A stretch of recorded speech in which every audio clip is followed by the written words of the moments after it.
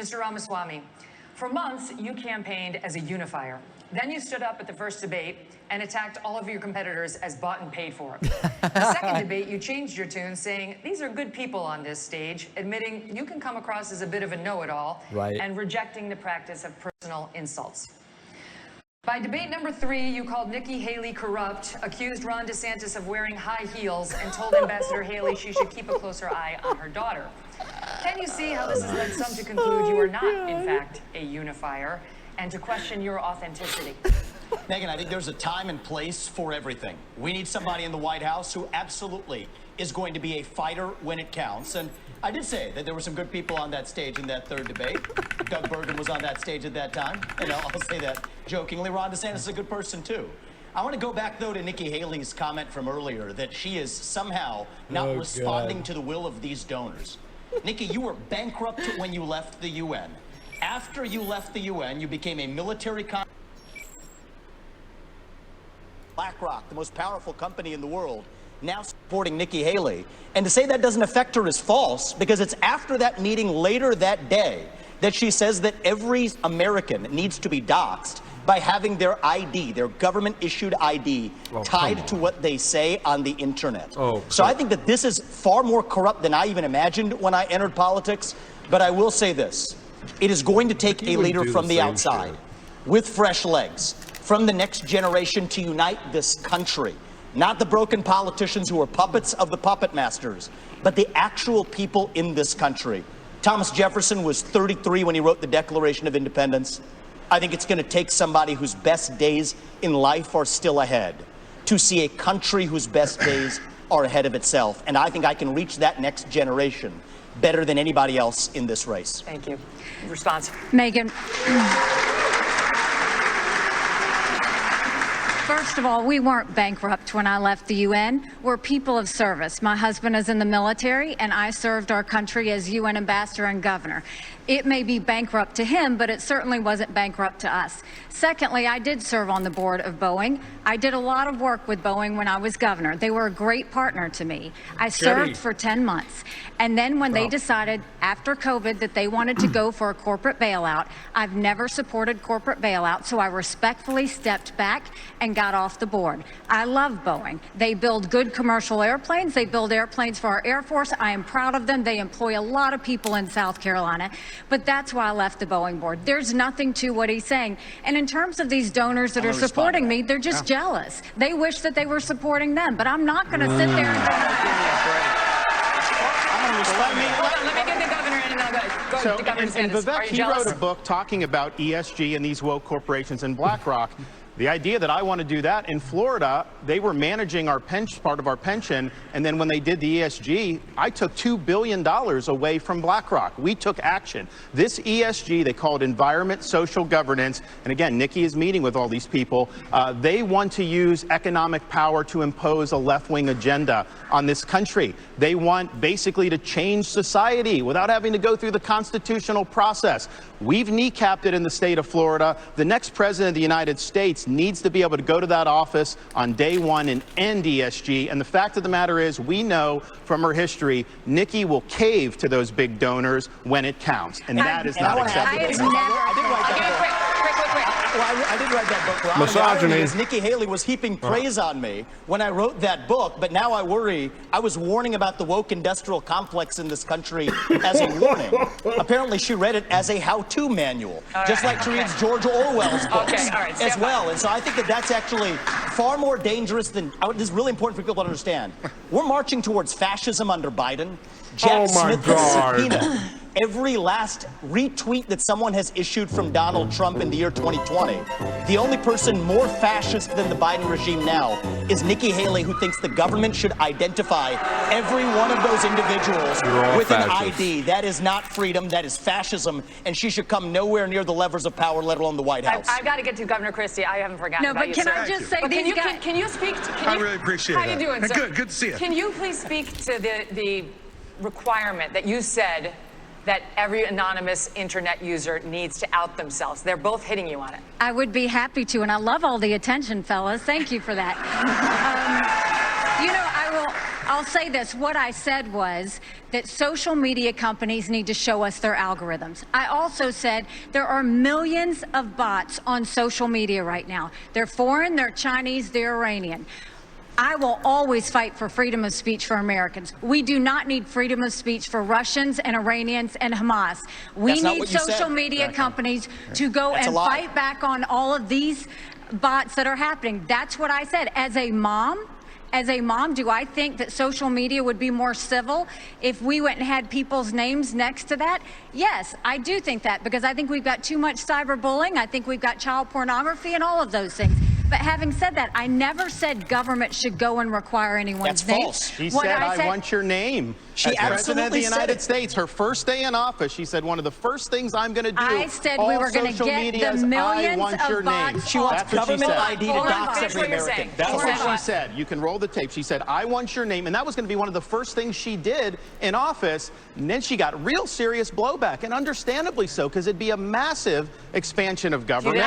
We have anonymous speech. The Federalist Papers were written with anonymous writers. Jay, Madison, and Hamilton, they went under Publius. It's something that's important, and especially given how conservatives have been attacked and they've lost jobs and they've been canceled. You know the regime would use that to weaponize that against our own people. Okay, it was a bad idea, and she should own up to it.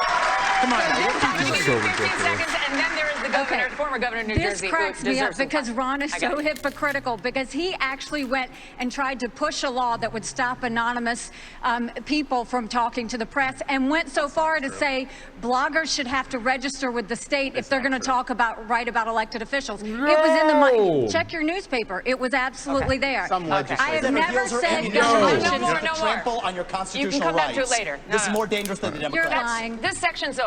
Okay, Governor Christie. Really? Just that I'm usually not somebody who gets missed, but okay, let's go. What's happening? Okay, I got you. Listen, you endorsed Donald Trump in 2016 and 2020. You gave him an A for his first term. Since then, however, you've turned on him, calling him a liar, a loser, a con man, and someone who cannot win. You've even said that you got into this race just to stop President Trump. His approval rating with Republicans is currently at 81%. Yours is at 25%. Your best state is New Hampshire, and even there, 2/3 of GOP voters say they would be angry and disappointed if you won. Respectfully, Governor, you have not stopped Mr. Trump, and voters may wonder how you could possibly become the nominee of a party that does not appear to like you very much. Yeah, well, look, Megyn, it's often very difficult to be the only person on the stage who's telling the truth, and the only person who is taking on what needs to be taken on. I look at my watch now. We're 17 minutes into this debate, and except for your little speech in the beginning, we've had these three acting as if the race is between the four of us. The fifth guy, who doesn't have the guts to show up and stand here, he's the one who, as you just put it, is way ahead in the polls. And yet, I've got these three guys who are all seemingly to compete with, Voldemort, he who shall not be named. They don't want to talk about it. The fact is that when you go and you say the truth about somebody who is a dictator, a bully, who has taken shots at everybody, whether they've given him great service or not over time, who dares to disagree with him, then I understand why these three are timid to say anything about it. Maybe it's because they have future aspirations. Maybe those future aspirations are now, or maybe they're 4 years from now. But the fact of the matter is the truth needs to be told. And for us to go 17 minutes without discussing the guy who has all those gaudy numbers you talked about is ridiculous. I'm in this race because the truth needs to be spoken. He is unfit. This is a guy who just said this past week that he wants to use the Department of Justice to go after his enemies when he gets in there. I mean, the fact of the matter is, he is unfit to be president, and there is no bigger issue in this race, Megyn, than Donald Trump, and those numbers prove it. Governor Christie, we will be addressing that issue of Donald Trump in just a moment, but I'd like to first get to some questions on Israel. Governor DeSantis, Oh, boy. Tonight, as we speak, the war is back on in Gaza. Israeli tanks are on the move and have surrounded the home of the leader of Hamas. Oh, 8 Americans have been held hostage in the tunnels beneath Gaza for 60 days now. American troops and warships in the Middle East are under attack. How far would you go as president to secure the release of those 8 American hostages? And would it include sending American forces into combat?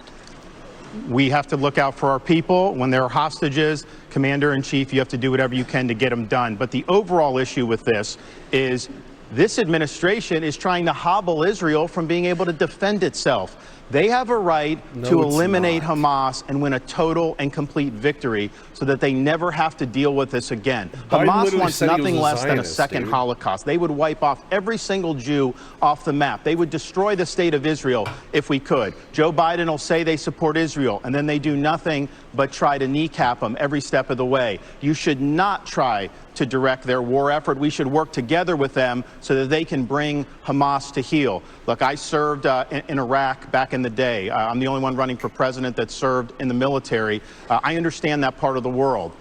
It's not the best part of the world. We do have troops there that Biden is leaving basically as sitting ducks. And you have the Iranians that are attacking these troops, and he's responding with basically pinpricks. If you harm an American service member, you're going to have hell to pay when I'm president. We are not going to let our troops be sitting ducks. We also need to look at what's the underlying problem here. Iran. Biden is doing nothing to bring Iran to account. You got to turn the screws on them. Don't let them have any oil revenue. The money they get, they send to Hamas, they send to Hezbollah, and they foment jihad throughout the Middle East. So Biden has empowered Iran just like he's empowered other adversaries. We stand with Israel. They're our best ally in the Middle East. We have a unique relationship with them, and you will see a strong relationship when I'm the president of the United States. But would you send American troops? Elizabeth, look, this is the problem with the first 3 debates. Ron gets asked a question, and he doesn't answer it. Your question was very specific. You said, would you send American troops as commander-in-chief? And he went on to this minute and 30-second hosanna about his knowledge of the military and what we need to do, and didn't answer your question. Look, when you're president of the United States, you're not going to have a choice whether to answer that question or not. Your generals, your Secretary of Defense, your Secretary of State, your National Security Advisor are going to present plans to you. They're going to look at you and say, do we go or don't we, Mr. President? And you can't give a 90-second speech about your military service, as laudable as it is. Would you send American troops in to rescue those hostages? Absolutely. If they had a plan which showed me that we could get them out safely, you're damn right I'd send the American Army in there to get our people home and get them home now. And I'll answer that question directly. Thank you, Governor Christie.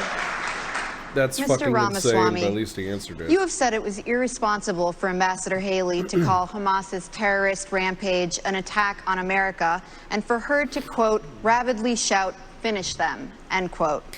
The Hamas terror attack left dozens of Americans dead and was the deadliest attack on Jews since the Holocaust. Why wouldn't it be a good thing to finish Hamas? Finish them was purposefully vague in a discussion that included Iran, which is what I objected to. And I think it's, as U.S. president, you have to be responsible. What happened to Israel was dead wrong. What Hamas did was medieval. It was subhuman. It was immoral. And we have to call that out for what it is on October 7th. But to say that that was an attack on America fails a basic test. I mean, Nick, if you can't tell the difference between where Israel is and the U.S. is on a map, I can have my 3-year-old son show you the difference. That is irresponsible because it has major consequences, because that doesn't leave room for what actually is an attack on America. So I believe I have the strongest pro-Israel position actually on the stage, even though it's a little bit different than the standard GOP talking points. And it is this. The founding vision of Israel, David Ben-Gurion, the George Washington figure of Israel, what did he believe? He believed that we don't want, as Israel, to depend on the fleeting sympathies of the West and have our hands tied. I think Israel has an absolute right to defend itself to the fullest, without the U.S., the UN, or the EU, or anybody else second-guessing their decisions, as the Biden administration, guess what, is now starting to do. I think that's a more deeply pro-Israel position than anybody else, and it keeps the actual lines of accountability clear because it is a pro-American position. And as leader of the United States of America, just as a father of 2 sons, my sole moral duty is to my family. As your next president, my sole moral duty is to you, the people of this country. That's how I'm going to lead. So I'll tell Bibi, you smoke the terrorists on your southern border, you go ahead and we're rooting for you. We're going to smoke the terrorists on our own southern border, and that's how I'm going to lead this country.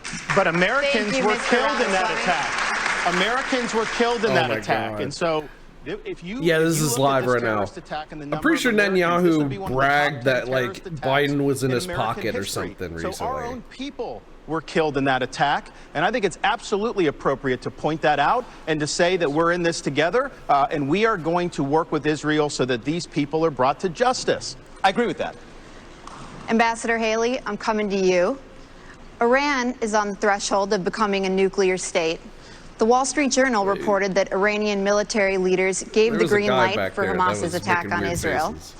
You said in last month's debate that, by contrast to the Biden administration's Noodle. approach to Iran, you would, quote, punch them once and punch them hard. Were you saying that it's time to bomb Iran? No, I was not saying it's time to bomb Iran, but I will tell you, I dealt with Iran every day when I was at the United Nations, and they only respond to strength.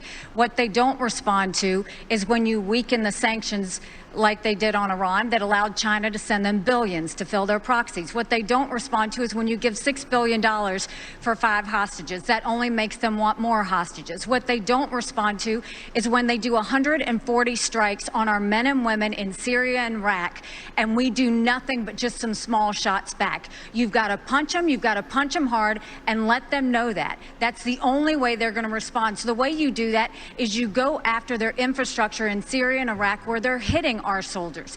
That's what you do, and then that's when they'll back off. The problem is you have to see that all of these are related. If you look at the fact Russia was losing that war with Ukraine, Putin had hit rock bottom. They had raised the draft age to 65. He was getting drones and missiles, drones from Iran, missiles from North Korea. And so what happened? When he hit rock bottom, all of a sudden, his other friend, Iran, Hamas goes and invades Israel and butchers those people on Putin's birthday. There is no one happier right now than Putin because all of the attention America had on Ukraine suddenly went to Israel.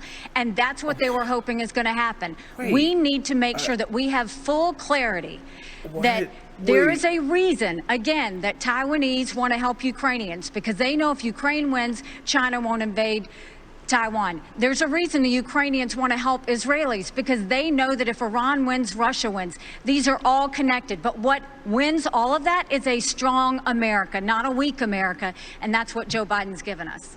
I want to say one thing about the tie to Ukraine. That's if the I may. oddest view So on foreign geopolitics policy I've heard in a experience is not the same as foreign policy wisdom. I want everybody at home to know that I was the first person to say we need a reasonable peace deal in Ukraine. Now a lot of the neocons are quietly coming along to that position, with the exceptions of Nikki Haley and Joe Biden, who still support this, what I believe is pointless war in Ukraine. And I think those with foreign policy experience, one thing that Joe Biden and Nikki Haley have in common is that neither of them could even state for you 3 provinces in eastern Ukraine that they want to send our troops to actually fight for. Look at that. This is what I want people to understand. These people have, I mean, she has no idea what the hell the names of those provinces are, but she wants to send our sons and daughters and our troops and our military equipment to go fight it.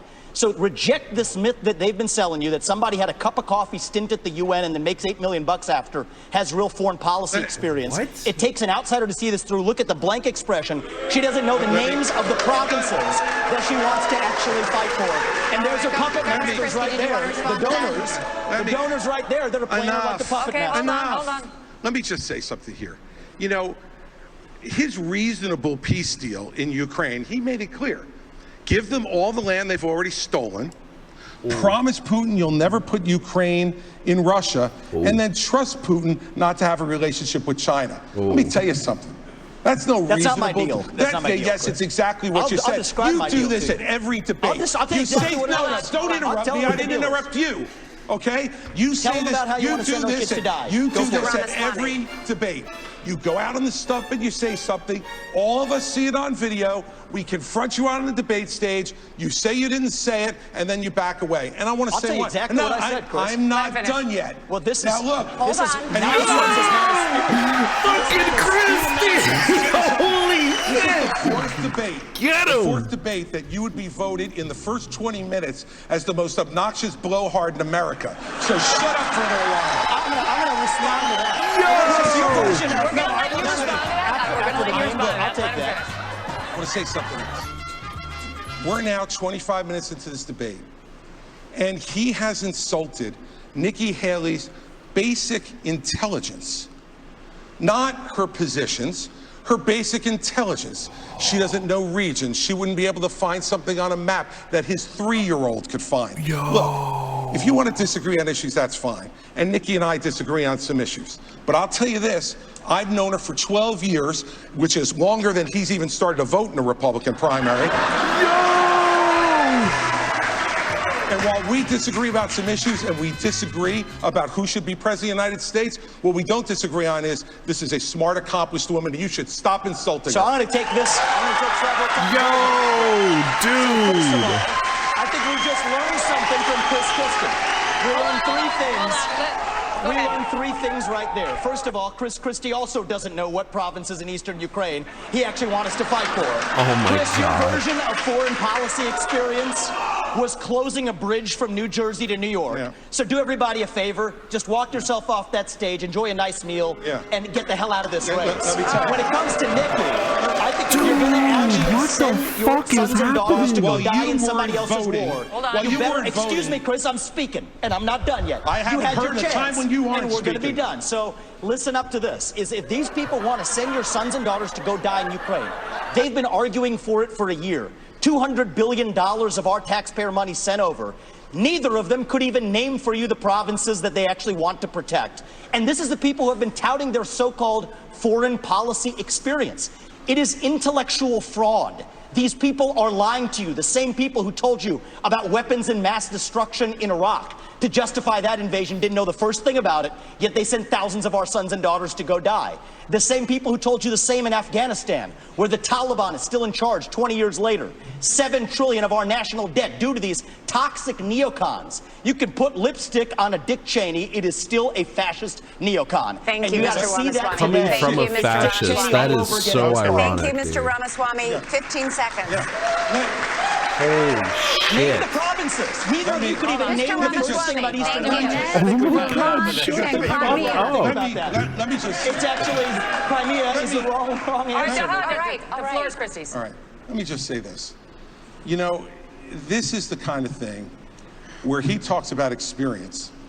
You know, I was the U.S. attorney in New Jersey when the terrorist attacks were launched against the United States in 2001. I brought the first two cases in this country against terrorists who tried to attack us again.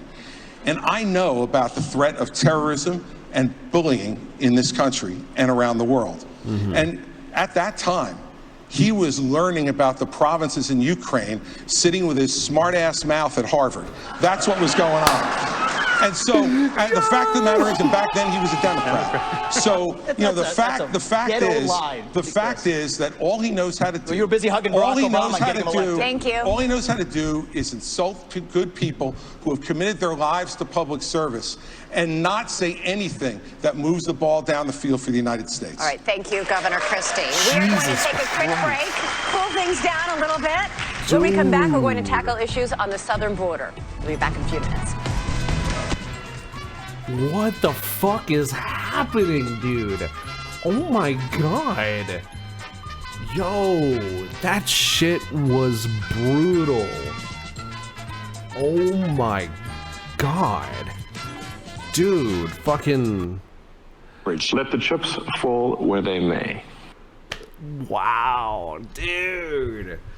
Yo, I'm gonna drop a hot take that people aren't gonna like. I hope Christie gets to debate Trump. I really fucking hope so. Please, God, if you exist. Please, God, if you exist. I need to see this. I need to see Trump versus Chris Christie. Holy fuck, dude. Oh my God, dude. Christie got balls, dude. Like, for real, he got balls. They're all fascists. They're all fascists who hate Fucking pronouns and whatnot. So, like, let's get that out of the way, all right? And then I find it really fucking funny that Ramaswamy, of all people, who's like, oh yeah, your right to vote at 18, it's 25 under me. Calling other people fascists. That's crazy to me, bro. So, yeah, that's all of them, number one. Number two, if anyone's the most sensible, and I've said this before, if anyone's the most sensible, objectively speaking, biases and my leftism put aside, Christie's the most level-headed. And he's got balls. He's got balls. I don't know, though, what I want to see Chris Christie or Donald Trump again debate Joe Biden at the general election. I'm not really too sure. I feel like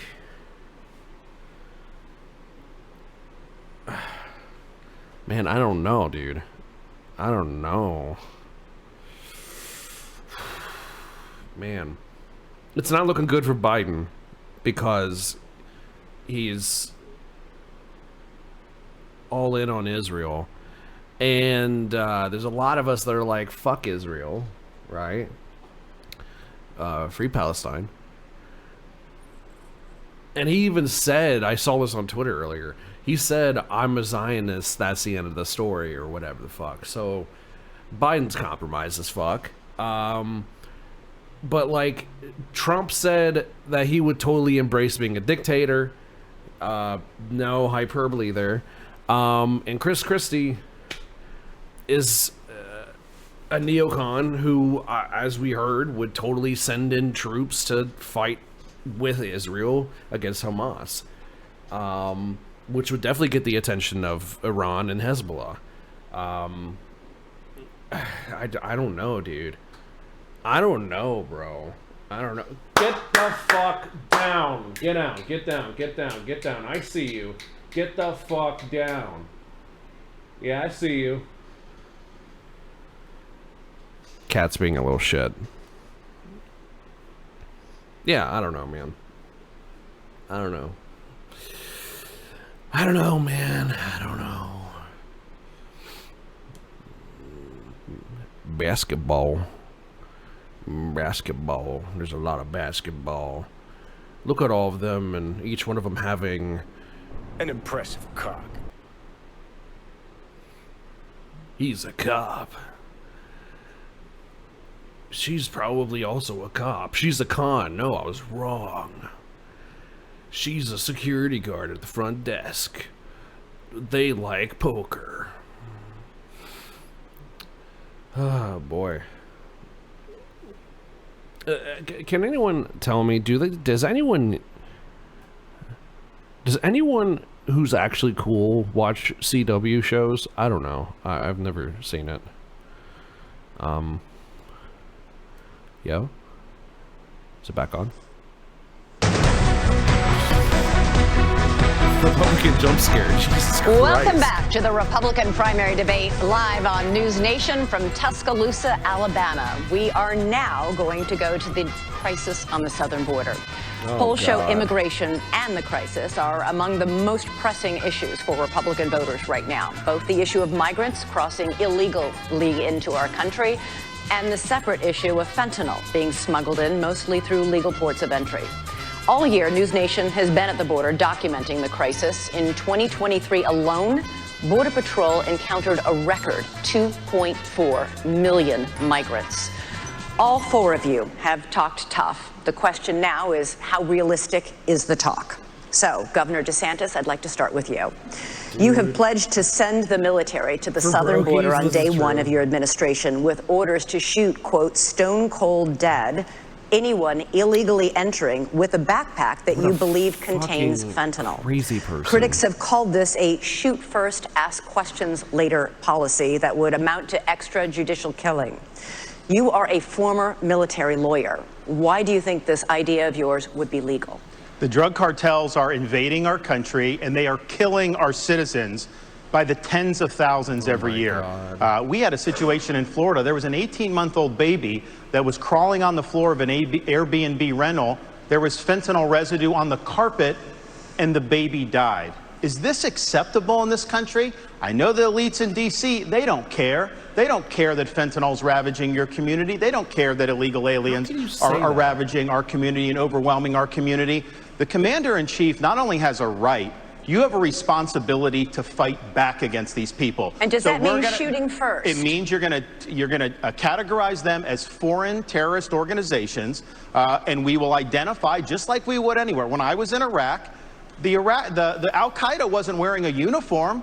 You'd see anyone walking down the street, they all had man dresses on. You didn't know if someone had a bomb, all an of IED you, attached please, or not. for the love of and so God, you had to make a shut the judgment fuck based on up. intelligence, based on positive identification. You're all so annoying. But Shut we're the going to be fuck able up. to get I the don't care. intelligence Shut on the these fuck cartel up. I don't people. Here's care the what thing. your fucking If take we had a is wall on this across the shitty- southern who border, cares? which I support, this would not have happened. We need to build a wall across the southern border. Oh, I'll get God. it done, and I'll make Mexico is supposed to pay for it. Remember, here's how you do that. I am going to have fees on remittances from foreign workers when they send the money back to foreign countries. You're We're not going to Trump, tax buddy. it, and we're going to build a wall with that. So yes, you should have had that, but we don't have it. I'm going to build it, but we have to lean in on this problem. I am not going to sit there and allow mothers to lose more kids because of fentanyl overdose. I am not going to sit there and let sex trafficking go unabated or human trafficking go unabated. There's going to be a new sheriff in town, and these drug cartels There's better going to be a buckle new up. sheriff in town. Ambassador Haley, you have Santos. pledged to catch and deport all migrants who are here in this country illegally, but then you said in Londonderry, New Hampshire last month that you will not deport those who are working and paying taxes rather than feeding off the system. Which is it? So first of all, what I said is all of the 7 or 8 million illegals that have come under Biden's watch absolutely have to go back. We have to stop Why the them? incentive of what's bringing them over here in the first place. Biden just gave temporary protective status to 500,000 Venezuelans. That's 500,000 Social Security cards. That's 500,000 Sources? driver's licenses. And I know from my time at the United Sources? Nations, the first thing they do is pick up the phone and said, we came over, come on over. And that's what sends more. You have to go and deport these people so they know it can't happen again. For those that have been here longer than that, we've got to start seeing who is it, how long have they been here, have they been vetted, have they paid taxes, have they been working, and figure out who else is out there. But what I know is my parents came here legally.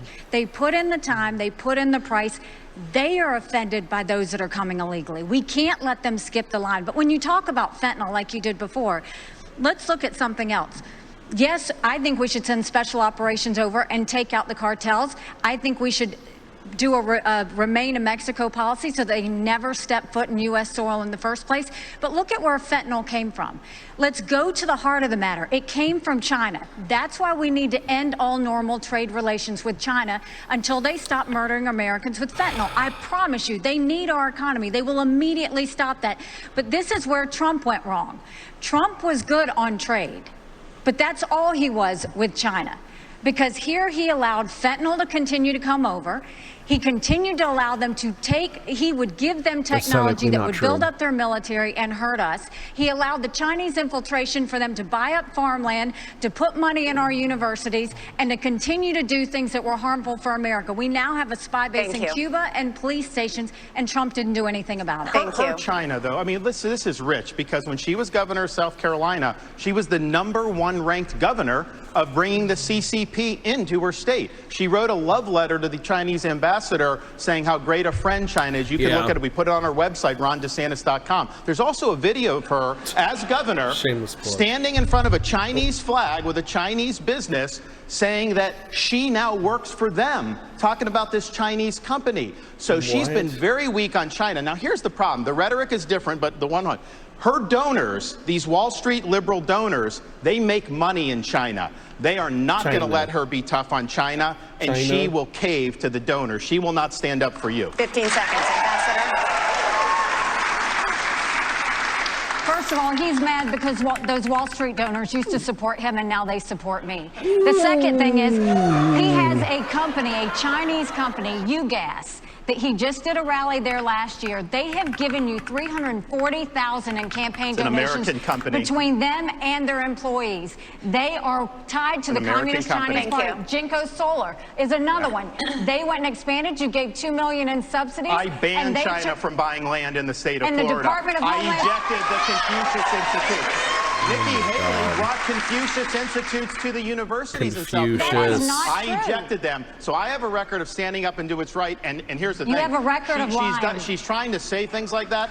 Even the liberal media groups that usually if I say the sky is blue, they'll fact check me and say that's wrong. They looked at her charges. Oh my God. They said it was totally false, that they could not find one instance of me recruiting a Chinese business coming to Florida. You know why? Because we never recruited any Chinese businesses to the state of Florida. Thank you. Thank you.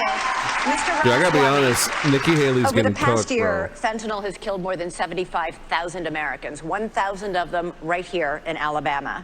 You have vowed to use the military to, quote, annihilate drug labs inside Mexico, something the president of Mexico said would be... The whole Confucius Institute thing is just racism, isn't it? I'm not too sure if it's just racism, but I wouldn't be surprised if it is. Dude, Confucianism is like literally like a fucking philosophy. Like it's not. I don't understand where this Confucius dog whistle came from. I don't. Use our military to secure the border. I will, and I believe that everybody else wants to do the same thing. But the harder part is dealing with the crisis of purpose and meaning, the mental health epidemic raging across this country like wildfire. And there's a reason why after the opioid crisis, you see fentanyl.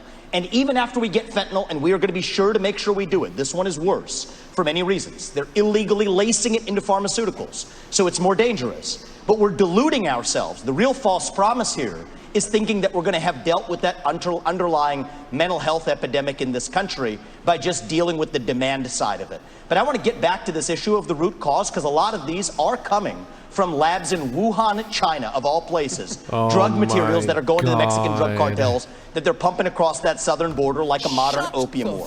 I think it is going to take a U.S. president that's going to have a very different conversation with Xi Jinping than what Joe Biden just had in California.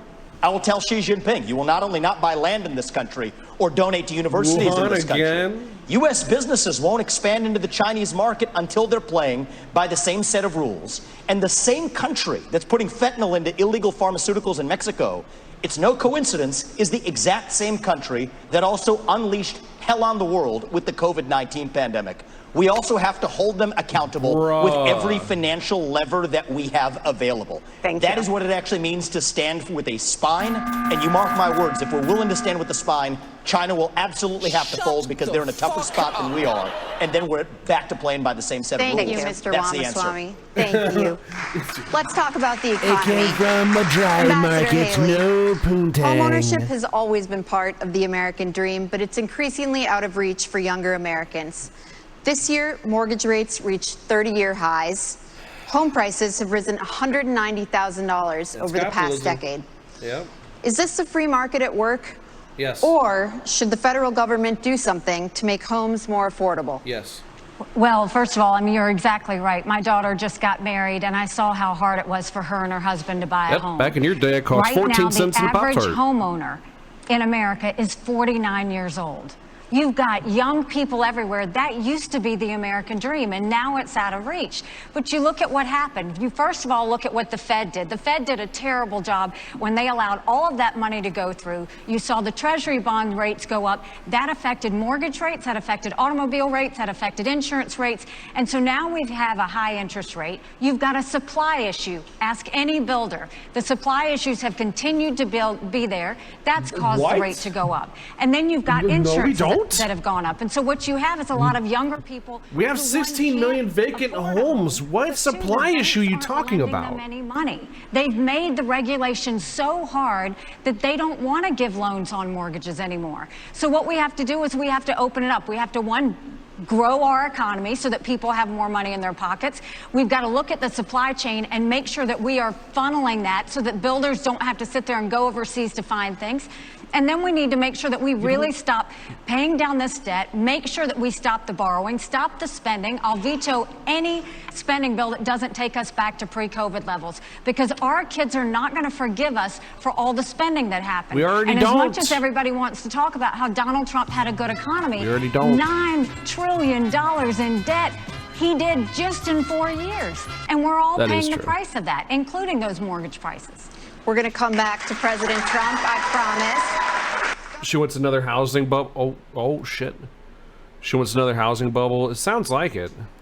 Sounds like she doesn't know what This the was fuck fueled she's by talking a about. glut of federal spending.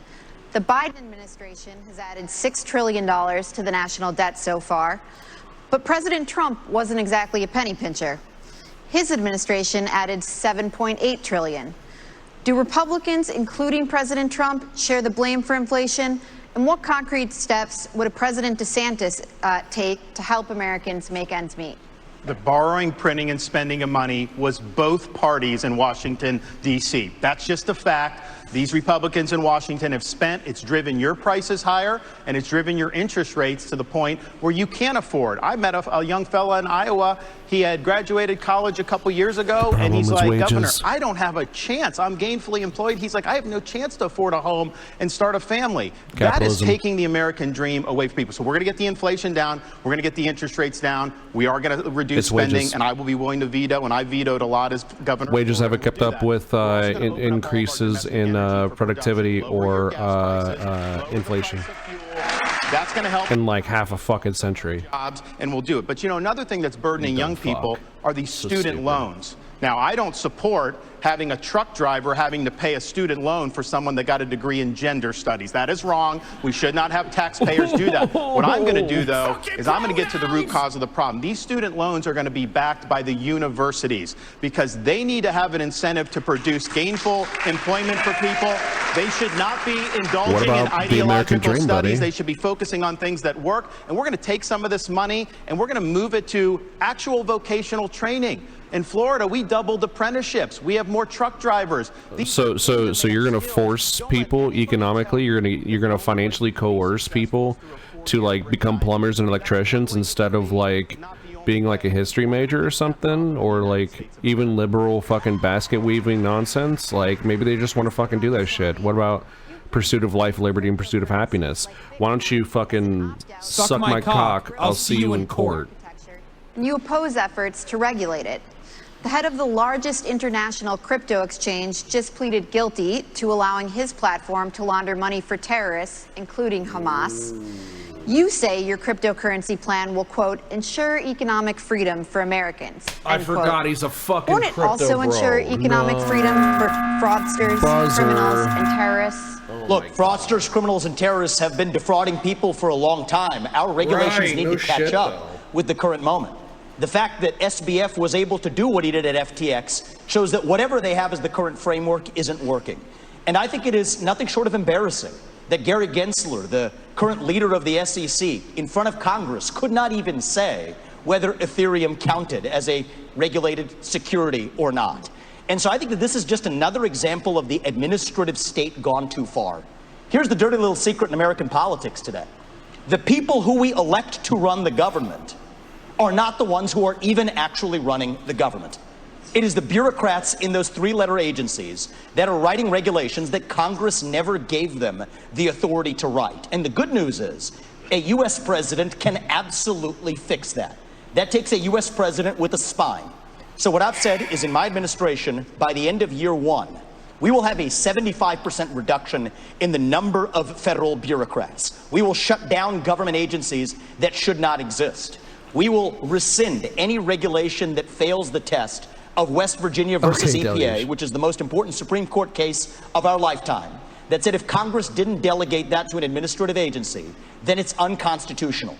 These are seismic changes. These are big changes that the next president can deliver without asking Congress for permission or for forgiveness. And I want people to understand that distinction, because people have been sold myths by politicians for a long time saying, I'm going to work with Congress to do this or that. Much of what you've heard on the stage from the other politicians fit that description. They need Congress.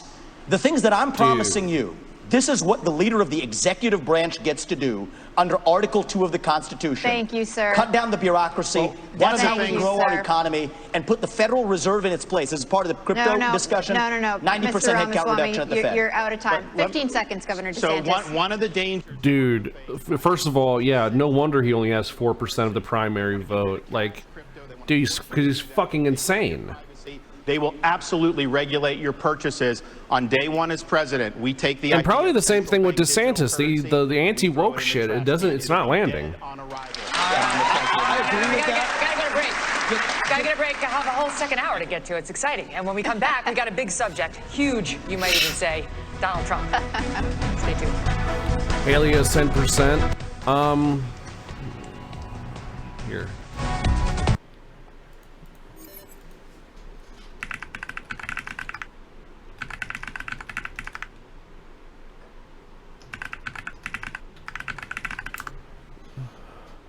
Is other than Donald Trump, is Christie the one that's ahead?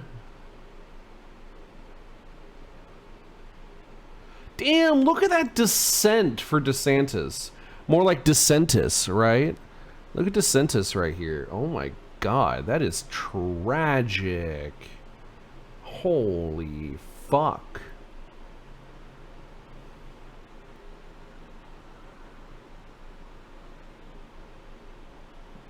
It's not even showing Christie on 538.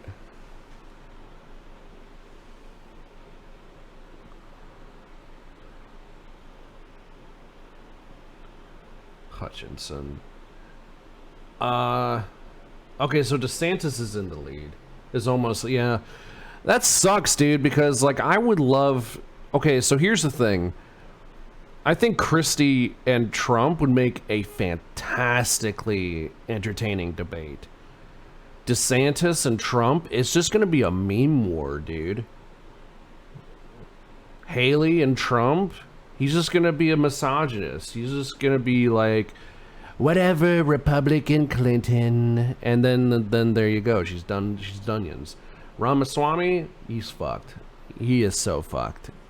Because he's trying to be Trumpian where he can't be Trumpian, and he doesn't come off as a charismatic fucking accidental comedian. He comes off as like just a fucking asshole. You know what I'm saying? So right now it's looking like DeSantis. Even though, again, like, look at that though. Fucking Ron DeSantis, more like Dun DeSantis. Ramaswamy would just suck him. Yeah, more like Ramaswamy.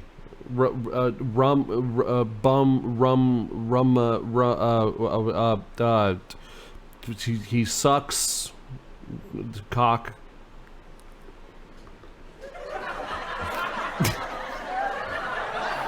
Bumakissy Ramaswamy. That's so dumb. That's so dumb. That's so dumb. The left can't meme, guys. Oh my god, dude. It's just... yeah. I don't know, man. Here's the... oh my god. Either way, dude, like... nobody from the Republican Party can win. That's flat out. He can't win because he isn't white. Yeah. Yeah. Yeah, Ramaswamy, yeah. There's no way. There's no way. They need to make sure their Aryan dream comes true, you know? Yeah. God, that's crazy. Yeah, well, and that's why I said to Scott last time, you know, on the last debate when he, before he dropped out, I was like, Tim, bro, you're black. They're never gonna vote for you. Same thing with Ramaswamy, dude. Nikki Haley. Most Republican men probably just want to fuck her and make her pregnant barefoot in their kitchen. Christie, there's a little bit of neocon nostalgia, but not much. DeSantis, they want to Sig Heil, so that's their best bet. But Trump, that's the boy. That's the golden boy. It's probably going to be Trump, and probably it is going to be Trump versus Biden all over again. And again, like, and Biden literally,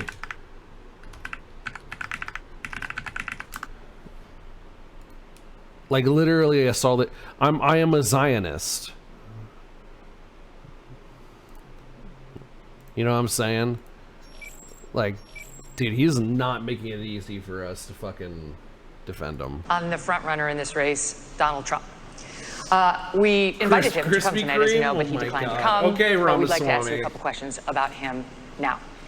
Ambassador Haley, former President Trump recently promised, if he's reelected, to bring back and expand his program restricting immigration from Muslim countries. Here he is in Iowa. Another on Muslim October registry. 16th. Nice. No longer will we allow dangerous lunatics, haters, bigots, and maniacs to get residency in our country. We're not going to let them stay here. If you empathize with radical Islamic terrorists and extremists, you're disqualified. You're just disqualified. Wow. Ambassador Haley, do you support President Trump's plan for ideological screening? Dude. I don't think that you have a straight up That's- Muslim ban as much as you look at the Holy countries that have shit. terrorist activity that want to hurt Americans. You can ban those people from those countries. That's the way we should look at it, is which countries are a threat to us. You look at what came across the southern border. What worries me the most are those that came from Iran, from Yemen, from Lebanon, those areas where they say death to America. That's where you want to be careful. It's not about a religion. It's about a fact that certain countries Right. are dangerous and are threats to us. A president has one job, and that's to keep Americans safe. And that's what we've got to do, is make sure that we have good national security in Much that more than process. that. And that's the way you should look at it, is where the terrorist threats are, how we're going to deal with it, and what we're doing about it. And the biggest threat we have right now is communist China. But you have to my also look at what God. Iran and Russia are doing as well. And we need to be paying attention to that. That's why we have to focus on things like cyber, on space, on artificial intelligence, and not just the regular things that we've always focused on.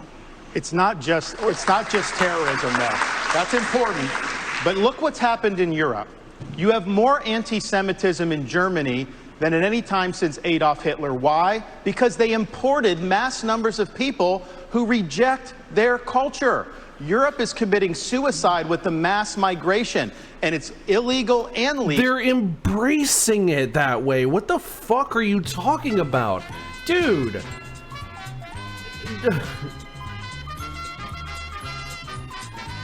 It's because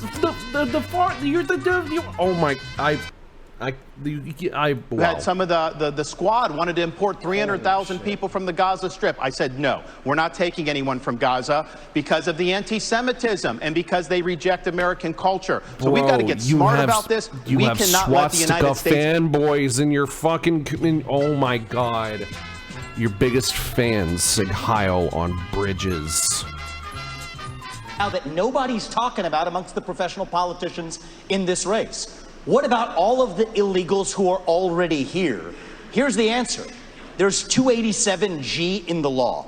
That is a provision that already allows ICE agents to deputize or allow local law enforcement to enforce those ICE warrants. And it shocks me that nobody in the Republican Party is talking about it, because there are 1 million then officials, law enforcement officials in this country. And against that backdrop, we absolutely have the ability to deport anybody who's in this country illegally. Thank you, we Mr. need to be talking about it Ramaswamy. more in this country. Thank you. Governor Christie. I actually did that as governor of South Carolina. Governor Christie asked last night in Iowa whether he would be a dictator if he wins a second term in office. Donald Trump quipped, no, quote, except for day one, promising to seal the southern border. He has also pledged to begin the largest deportation operation in American history, saying that migrants are, quote, poisoning the blood of our country. He has pledged to round up and expel an estimated 11 million undocumented immigrants in the United States. What do you make of that plan? I think it's completely predictable. I mean, look, he's made it very clear. There's no mystery to what he wants to do. He started off his campaign by saying, I am your retribution. 8 years ago, he said, I am your voice. This is an angry, bitter man who now wants to be back as president because he wants to exact retribution on anyone who has disagreed with him, anyone who has tried to hold him to account for his own conduct, And every one of these policies that he's talking about are about pursuing a plan of retribution. And yet, at the first debate, my three colleagues on this stage, when asked if he would be convicted of federal felonies, would they still support him, raise their hand, looked into the camera, and let everybody know that they would still support him, even if convicted of federal felonies. Federal felonies, by the way. Thanks for letting us know Federal you suck felonies his dick. which involve our election process, federal felonies which involve the most sensitive of our governmental secrets, federal felonies where he instructed others to commit crimes, folks who are now agreeing to go to jail because of what they did in his name. So do I think he was kidding when he said he was a dictator? All you have to do is look at the history. And that's why failing to speak out against him, making excuses for him, pretending that somehow he's a victim, empowers him. You want to know why those poll numbers are where they are? Because folks like these three guys on the stage make it seem like his conduct is acceptable. Let me make it clear. His conduct is unacceptable. He's unfit, and be careful of what you're going to get. If you ever got another Donald Trump term, he's letting you know, I am your retribution. He will only be, Elizabeth, he will only be his own retribution. He doesn't care for the American people. It's Donald Trump first. Thank you, Governor Christie. Governor DeSantis. God damn. Governor DeSantis. God damn. God damn, Christie. Thank you. Okay. Governor DeSantis. Donald Trump would be older on day one of his second presidency than Joe Biden was on day one of his first. You have said Trump is not the same man he was when he ran in 2016. Your campaign is running ads showing Trump confused. And you have said he has, quote, lost the zip on his fastball. You seem to be saying Donald Trump is no longer mentally fit to be president. Is that what you think? Look, he is showing, Father Time is undefeated. The idea that we're going to put someone up there that's almost 80 and there's going to be no effects from that, we all know that that's not true. And so we have an opportunity to do a next generation of leaders and really be able to move this country forward. We also need a president that can serve 2 terms. I don't think Donald Trump, I think he's going to have, I don't think he'll be able to get elected. The Democrats want him to be the nominee. We see that. They are going to turn the screws the minute, if he got the nomination. He might be a little bit of a traitor, but he's got gusto. I think we need to have somebody younger. I think when you get up to 80, I don't think it's a job for that. But let me just respond to some of the things there. How about 60? The media is making a big deal about what he said about some of these comments. I would just remind people, that is not how he governed. He didn't even fire Dr. Fauci. He didn't fire Christopher Wray. He didn't clean up the swamp. He said he was going to drain it. He did not drain it. He said he was going to build the wall and have Mexico pay for it. We don't have the wall. He did say in 2016 he'd have the largest deportation program in history. He deported less than Barack Obama did when Barack Obama was president. So some of these policies he ran on in 16, I was cheering him on then, but he didn't deliver it. Here's what I can promise people. 100% of the things I promised as governor, I delivered on those promises. I beat the left time and time again, and that's what I'll do for you as president. We got to start winning again as a party. Yes, win the election, but we've got to start getting these issues. I will go in and wreak havoc on this bureaucracy. You will see people fired, and we are going to bring a reckoning for how this government handled COVID-19. Here's what it takes. Now, Chris, you had your chance to wax eloquent on Donald Trump. You've been doing it all this whole race. Why doesn't he just answer the question? The question was very direct. Is he fit to be president or isn't he? The rest of the speech is interesting, but completely non-responsive. And if we were in a courtroom, they'd strike the answer and say, Governor DeSantis. No, they would. They would say that you're a smart man. No, they would. No, they wouldn't. They would Chris. Strike the answer because you're not answering it. Is he fit? You have your thing. Is he fit or isn't he? No, I don't have my thing. We don't. He's the thing. Is he fit or isn't he? You're talking about him being 80 years old. It doesn't mean that somebody couldn't get elected. Answer it. Answer it. Answer it. Answer it. Ron, is he Answer it. Answer it. You don't have to worry about all this stuff with confidence. We can get it done, and we'll do it. I'm going to come to you. Finish.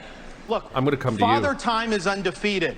I don't know how he would score on a test, but I know this. We have an opportunity to nominate someone and elect someone for 2 terms who's going to be spitting nails on day one and for 8 years deliver big result. We should not nominate somebody who's almost 80 years old. He's afraid to answer. No, I'm not.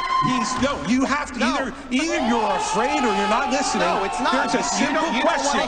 Is he fit Governor because DeSantis. you have, I know you have the Hey, nobody can hear this. No one can hear you. They can't hear you. You finish, and then you get it back. All right. You know, look, I'm a simple guy, okay? I hear the question, and I answer it. Is he fit or isn't he? I'll concede you're fit, Ron. You're a new generation. You're 44 years old. I wish I was still 44 years old, okay? 45. So, well, congratulations. I'd still take 45. Is he fit or isn't he? And this is the problem with my three colleagues. They're afraid to offend. And let me tell you something. If you're afraid to offend Donald Trump, then what are you going to do when you sit across from President Xi, you sit across from the Ayatollah, you sit across from Putin? You have to be willing to offend with the truth and answer the question. Fit or unfit? Okay, listen. I promise Ron DeSantis a minute and not a full minute. A second. It's not about You can weigh in, offending. and then we're moving It's on. about pointing out, do you want to elect somebody who will be older than Biden was when he went in 2021? I don't think he's as bad as Biden was at all. But I do think that over a 4-year period, it is not a job for somebody that's pushing 80. We need somebody that's younger. We need somebody that's going to be able to go in there and clean house on day one and do it for 2 terms. And I'll be able to Here's my issue with all 3 of my other colleagues on this debate stage. Yo, real quick, Chris Christie's going to gain points. I don't care what anyone says. He's spitting. For money and endorsements. Ron DeSantis, you've been a great governor, but you would have never been one without actually begging Donald Trump for that endorsement. And you attacked him in your book a year ago. Same thing with Chris Christie as a lobbyist, begging them for COVID money for his special interests in New Jersey, prepping him for the debates last time around. These people are now Monday morning quarterbacking some decision he made. I think the real enemy is not Donald Trump. It's not even Joe Biden. It is the deep state that at least Donald Trump attempted to take on. And if you want somebody who's going to speak truth to power, then vote for somebody who's going to speak the truth to you. Why am I the only person on the stage, at least, who can say that January 6th now does look like it was an inside job? Oh that the my government lied to us for 20 years about Saudi Arabia's involvement in 9/11. That the Great Replacement theory is not some grand right-wing conspiracy theory, but a basic statement of the Democratic Party's platform. That the 2020 election was indeed stolen by big tech. That the 2016 election, the one that Trump won for sure, was also one that was stolen from him by the national security establishment that actually put up the Trump-Russia collusion hoax that they knew was false. There's a reason why I'm the only person on the stage who can say these things. That's what it's going to take, not people who are licking his boots one time and now Monday morning quarterbacking him and criticizing him when it's convenient. Governor Christie. Wow, dude. You do not favor a ban on trans medical treatments for minors, saying it's a parental rights issue. It's not. The surgeries done on minors involve cutting off body parts at a time when these kids cannot even legally smoke a cigarette. Kids who go from puberty blockers to cross-sex hormones are at a much greater likelihood of winding up sterile. How is it that you think a parent should be able to okay these surgeries, never mind the sterilization of a child? That happens so rarely. Way too out of step on this issue to be the Republican nominee. No, I'm not. Because Republicans believe in less government, not more. In less involvement with government, not more involvement in people's lives. And you know what, Megan? So then why are you interfering with it? I trust parents. And we're out there saying that we should empower parents in education. We should empower parents to make more decisions about where their kids go to school. I agree. We should empower parents to be teaching the values that they believe in their homes without the government telling them what those values should be. But what if their values are dog shit? And yet we want to take other parental rights away. I'm sorry. As a father of 4, I believe there is no one who loves my children more than me. There's no one who loves my children more than my wife. There's no one who cares more about their success and health in life than we do. Not some government bureaucrat, not some. You look at these jokers down in Congress. It takes them 3 weeks to pick a speaker, and up until 2 days ago, they couldn't promote somebody in the military in the United States Senate who earned their new rank. And we're going to put my children's health and my decisions in their hands? For them to make those decisions, for Joe Biden to make those decisions, for me and for my wife, let me just say this. This is not something I favor. I think it's a very, very dangerous thing to do. But that's my opinion as a parent, Megan. And I get to make the decisions about my children, not anybody else. And every parent out there who's watching tonight, you start to turn over just a little bit of this authority, the authority they're going to take from you next, you're not going to like. I'll stand up for parents each and every time. So what about children? What about the children? What about the children? Save the children, fucker! Save the children. I have a follow-up question for him, and you guys are going to get to weigh in, okay? What about Here's my children's follow-up rights? question. You talk about parental rights. Let's talk about them. What about When children's you were rights? governor in 2017, you signed a law that required new guidelines for schools dealing with transgender students. Those guidelines required schools to accept a child's preferred gender identity, even if the minor's parents objected. Not true. And it said that there is no duty for schools to notify parents if their son or daughter changes their gender identity, allowing this serious issue to remain a secret between the school and a child. How is any of that pro-parental rights? By the way, that's simply not true. You're doing what you accuse me of, Chris. It is absolutely true. That's simply not true. That's simply not true. That law was put into effect in 2018 and regulated in 2018 after I was out of office, the guidelines. Megan. No, we did not, Megan. We did not issue those guidelines, and you're wrong about that. Simply wrong. I have stood up each and every time. So I think if this is one issue that's disqualifying, it's this one. I stood up every single time for parents to be able to make the decisions for their minor children. But parents... Every single time, parents should make those decisions. And by the way, you know what? Every once in a while, parents are going to make decisions that we disagree with. But the minute you start to take those rights away from parents, you don't know that slippery slope, what rights are going to be taken away next, and what's going to be focused on. As a parent, you do not have the right to abuse your kids. This is cutting off their genitals. You don't have a right. Mutilating these minors. These are irreversible procedures, and this is something that other countries in Europe, like Sweden, once they started doing it, they saw it did incalculable damage. They've shut it down. I signed legislation in Florida banning the mutilation of minors because it is wrong. We cannot allow this to happen in this country. And I know Chris disagrees with me, and I think he has an honest position. Nikki disagrees with me. She opposes the bill that we did to ban that. She said the law shouldn't get involved with it. You said the law shouldn't get involved with it. She also, though, I think, and this flows from what she did as governor of South Carolina, they had a bill to try to say that men shouldn't go into girls' bathrooms. And she killed that bill, and she bragged that she killed that bill. Even to this day, she bragged that. I don't think men should be going into little girls' bathrooms. I think it's wrong, and I think we have every right to protect them from that. Yeah, let them go into the men's restroom I'm come to you. I where they can get murder raped. Yeah. I think the North Star here is transgenderism is a mental health disorder. We don't let you smoke a cigarette by the age of 18. We don't let you have an addictive drink of alcohol by the age of 21. And I just challenge Ron DeSantis to go one step further and support what I think is clearly within the authority to do, using federal funds just like Reagan did in '84 for the Highway Act that said the minimum drinking age needs to be 21. We can do the same thing when it comes to banning genital mutilation or chemical castration. I know Ron's been unclear about that on the federal level. I'm crystal clear. That's where I stand. That's a mental health disorder. That's where we need to be at. Go ahead. It's not a mental health disorder. So first of all, Ron has continued to lie because he's losing. No, it's not a lie. You are lying. You said it on tape. So first of all, I will say that when I was governor, 10 years ago, when the bathroom situation came up, we had maybe a handful of kids that were dealing with an issue.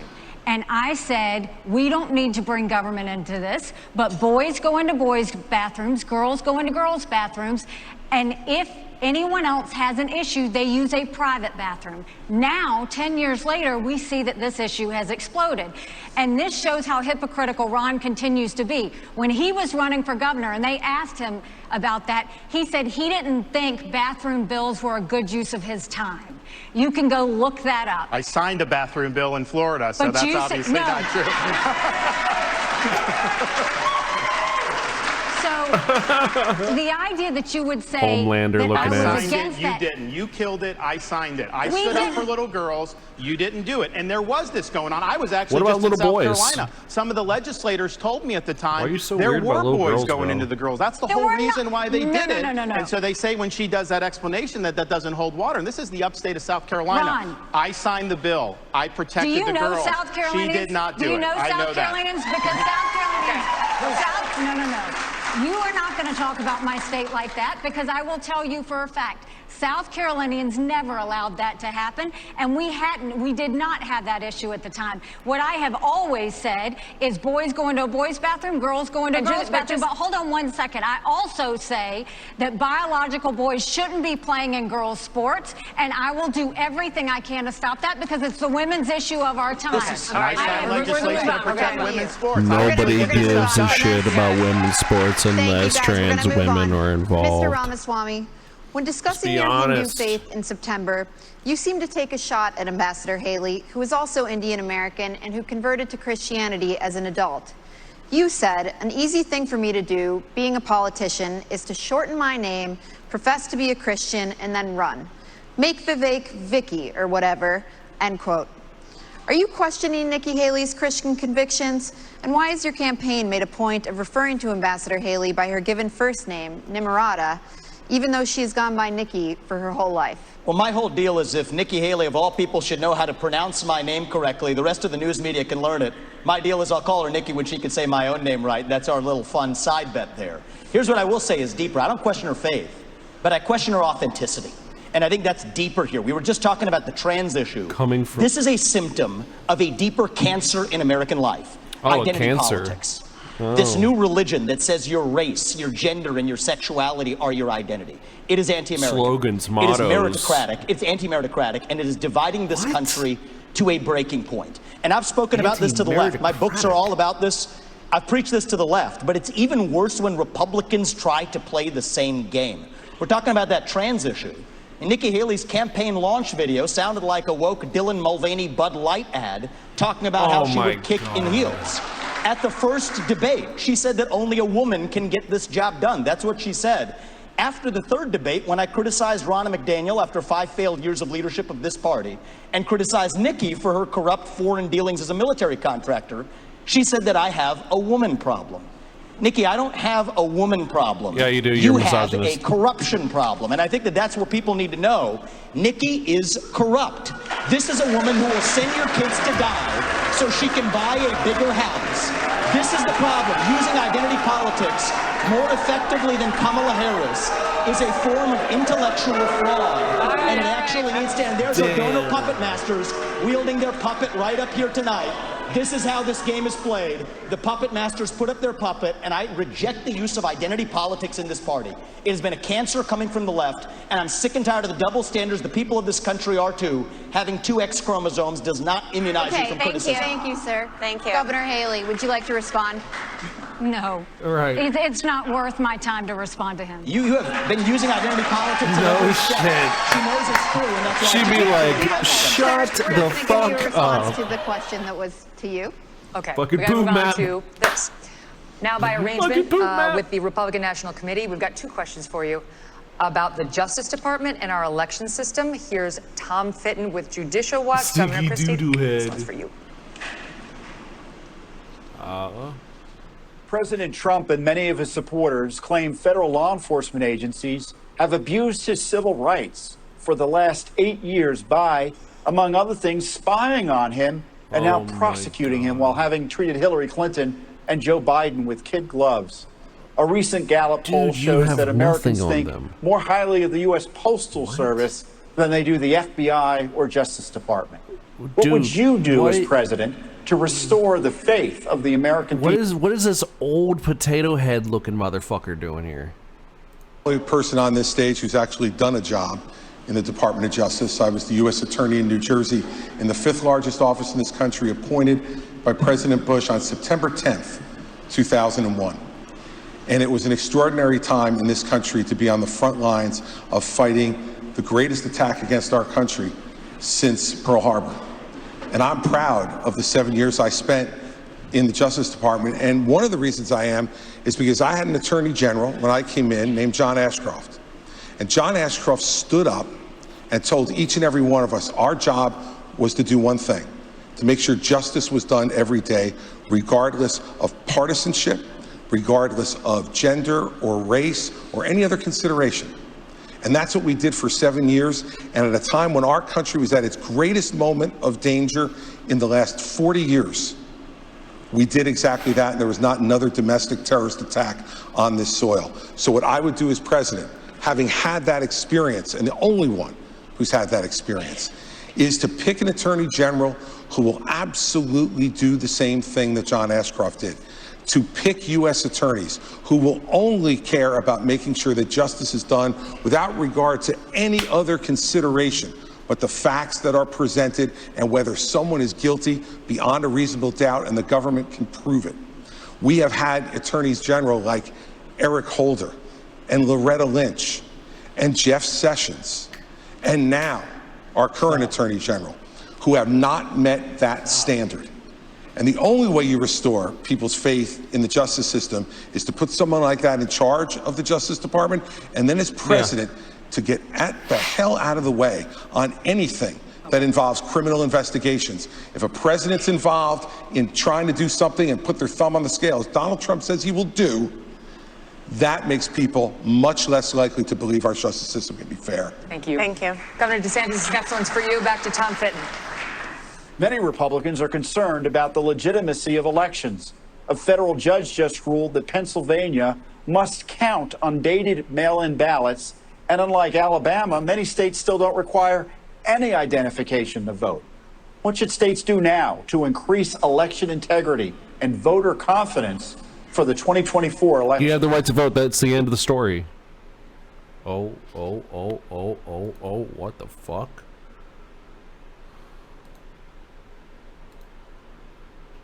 What the fuck?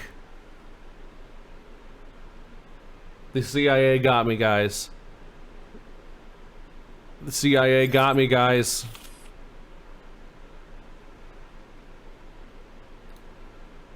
Mail balloting and no ballot harvesting. Okay. We even have an agency that prosecutes people for violating election laws. The result of that, in both 2020 and 2022, we counted millions and millions of votes on election night, produced the results, it was transparent, and everybody was happy. That is not happening throughout this country. But let me tell you this as the nominee. I think it's important. Not every state's where we need it to be. There is ballot harvesting in places like Nevada, all these places. I am not going to fight with one hand tied behind my back. I'm going to have organizations in all the swing states. If they're harvesting, we're harvesting. If they're Zuckerbucks, we're Zuckerbucks. We are going to exploit whatever the rules are. I favor changing the rules to be like Florida and some of the other states that have done a good job. What? But until then, we have to do that. And then just on the Justice Department and FBI.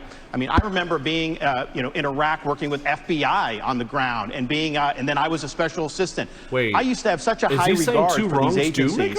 What they did to Donald Trump with the Russia collusion was one of the biggest abuses of power in the history of our country. No, it wasn't. These agencies need to be cleaned out. With me, you'll have a new FBI director on day one. Right. We're going to clear out the DOJ, the IRS, all these places. Buckle your seatbelts. There's going to be a new sheriff in town. Thank you. All right, we got There's going to be a new sheriff in town. 1 minute. China up next. China. Okay, so I think he just admitted that if they find ballot harvesting or anything like that, that they're just going to do it too. And they'll say anything is anything in order to make sure they can do anything that they want. There's fake ballots. There's multiple votes from the same person. Well, I guess we're gonna do that too. But ours is legitimate somehow. These motherfuckers can't get over it, dude. Like, 2020 was, plain and simple, the most secure presidential election of all of American history. It takes time to count 340 million votes. And it's not even that, actually. It's not even half, dude. Not even half. Like 45%, maybe? Not advocating for anything in particular, but there might be interesting effects of his head collided with certain pieces of sports equipment. This is true. Yeah. Yeah.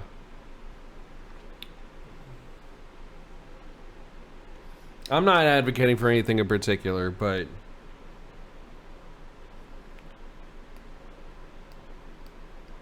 I love those red lasers that you play with your cat with, you know. Woo, woo, woo, woo, you know, and watch the cat chase it, you know, and and he pointed at DeSantis or Ramaswamy. Not Nikki Haley. Not Chris Christie. No. But Ron DeSantis and Ramaswamy, see if maybe, cat gets a cat toy, and the cat happens to be wearing a ski mask and body armor and has a catnip caliber. Anyways, so yeah, no, so gold, yeah. So about gold, you see, the apocalypse is coming, so you're going to need to invest in gold right now, because you see, the Democrats are actually using the adrenochrome of every Christian baby boy's foreskin to summon the devil and TikTok something or other. I'm sorry, I don't really have that much enriching commentary right now. It's just that this whole thing's fucking nuts, dude. I feel like I'm in the Twilight Zone. I don't really know, like, what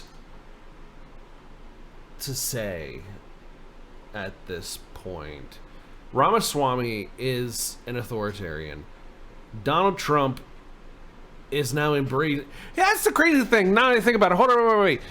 Donald Trump, the left and liberals have been calling him a wannabe dictator for years, and right wingers would make fun of us for it. And now he's like, no, actually, I will be a dictator. I'm cool with that. And nothing? Like, he's still got the support he has? Like,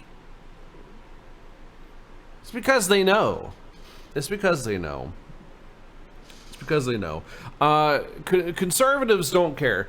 I'm going to drop a hot take that people aren't going to like. Conservatives will give up their own rights and suffer themselves just so they can make sure that their racial, religious,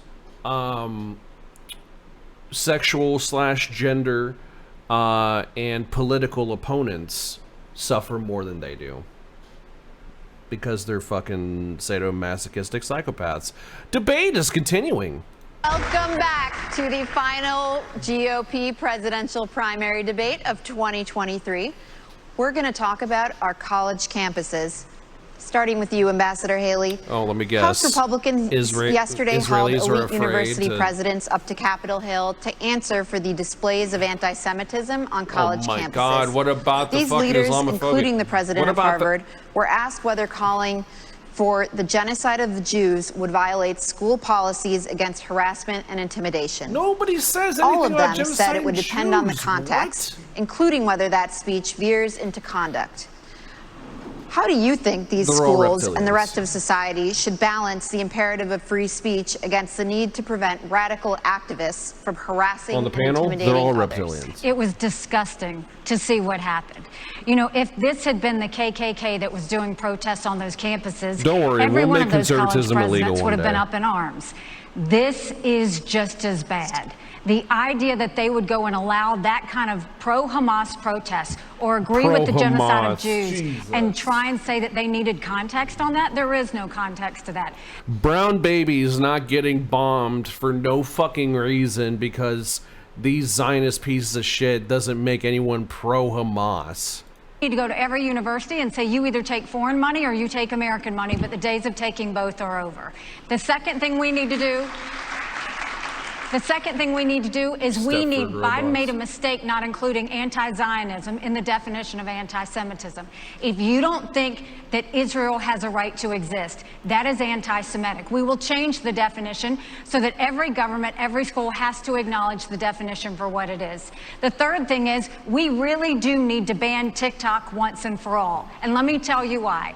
For every 30 minutes that someone watches TikTok, every day, they become 17% more anti-Semitic, more pro-Hamas based on doing that. Oh we now my know God. That 50 Okay, bitch. You just made a monolith out of Jews. Congratulations.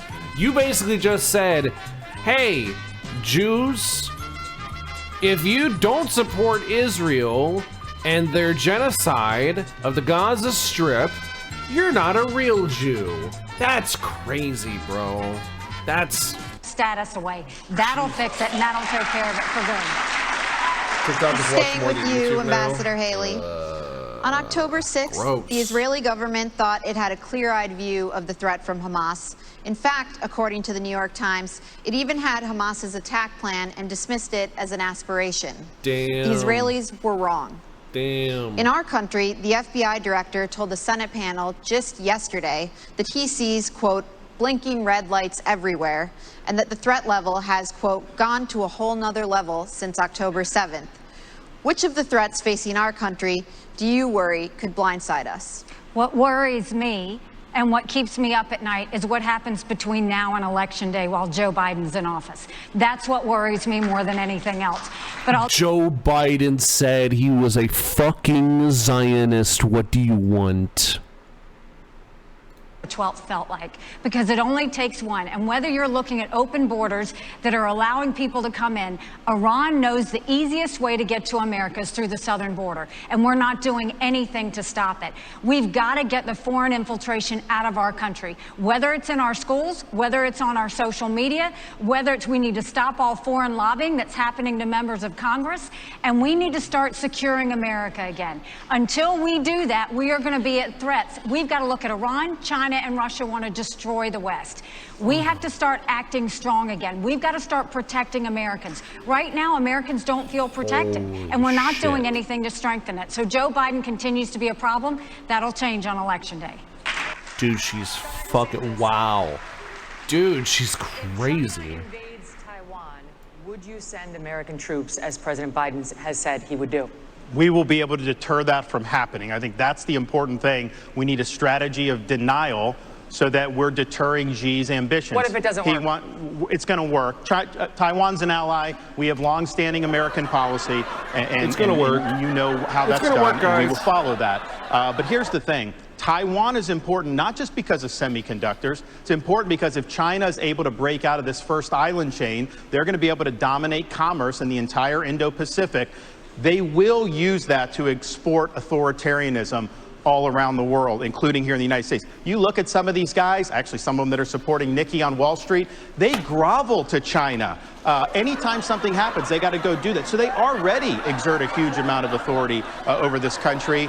It will get a lot worse. So deterring China's ambitions is the #1 national security task that I will do as president, and we will succeed. The 21st century needs to be an American century. We cannot let it be a Chinese century. Mr. Ramaswamy, I think we need to be I'll be clear on the same issue, if I may. I'm coming to you next on Taiwan. You said if you want to stop Xi from invading Taiwan, quote, let's open a branch of the NRA in Taiwan and put an AR-15 in the hands of every family and train them how to use it.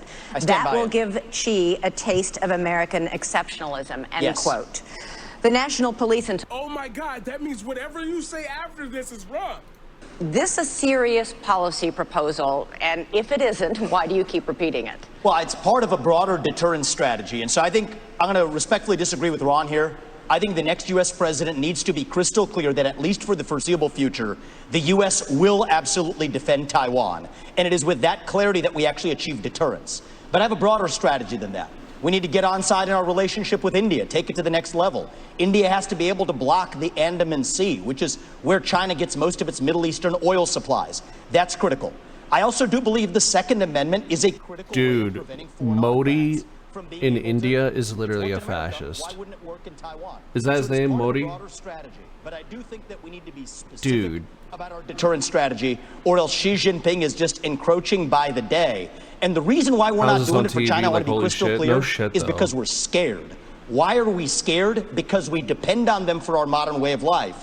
Why do we depend on them for our modern way of life? It's because Nikki Haley's latest friends like Larry Fink have created commingled economies with BlackRock telling Exxon and Chevron they can't drill here, while being a shareholder of PetroChina, not applying those same constraints in China.